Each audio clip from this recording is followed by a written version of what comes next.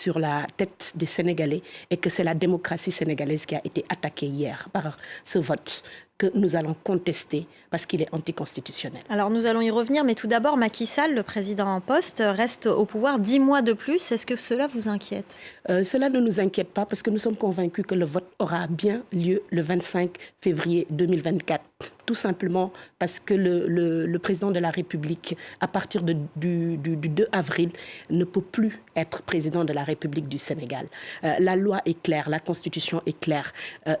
Aucun président n'a le droit ni les prérogatives d'allonger son mandat ou de réduire son mandat. Ça a été dit par le Conseil constitutionnel en 2016.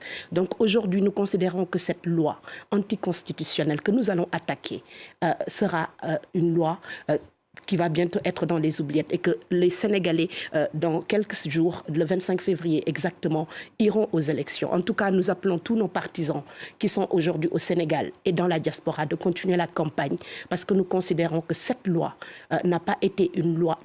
Seul le Conseil constitutionnel a le droit et les prérogatives de repousser une élection.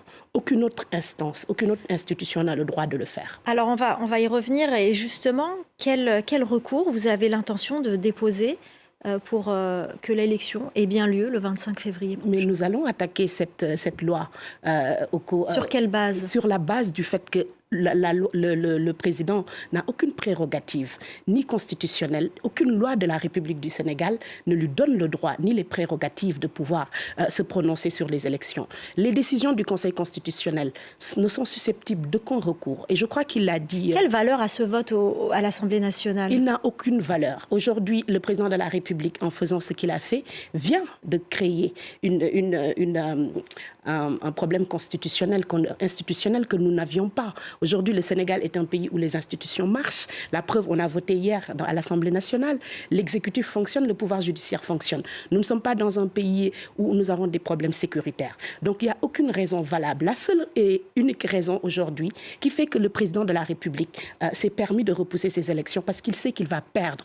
Il va perdre ces élections face à la coalition que nous avons l'honneur d'appartenir, la coalition Bassirou Diomaye Faye, où le président Ousmane Sonko, à sa tête, plus tous les leaders de l'opposition, se sont réunis pour lui donner une sévère défaite au premier tour. Donc voilà justement les raisons valables sur lesquelles il s'est appuyé pour repousser ces élections, ce que nous n'accepterons pas. Alors, si j'ai bien compris, pour vous, c'est le Conseil constitutionnel qui devra trancher. C'est le Conseil constitutionnel qui devra trancher et nous sommes persuadés et convaincus que dans les jours qui viennent, le Conseil constitutionnel va se prononcer. En tout cas, nous l'espérons. Mais c'est justement le Conseil constitutionnel qui est pointé du doigt pour, le Conseil constitutionnel... par rapport à la disqualification du candidat Karim Wade, entre autres.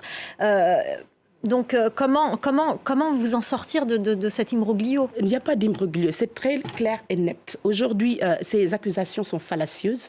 Elles ne se basent sur aucune preuve réelle. Donc, c'est justement une création toute faite du parti présidentiel, tout simplement, comme je l'ai dit tout à l'heure, pour repousser les élections.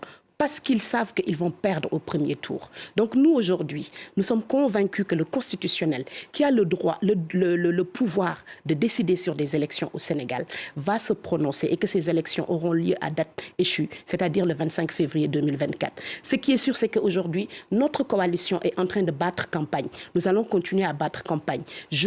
Vous me permettrez juste de regretter les arrestations qui ont eu lieu aujourd'hui encore, qui viennent aujourd'hui encore une fois se retrouver avec ces 1500 détenus que nous avons aujourd'hui dans notre parti. Notre parti, le parti de Ousmane Sonko, qui est persécuté. Mais il faut savoir que ces élections et l'avenir du Sénégal ne se fera pas sans nous. Nous le disons très haut.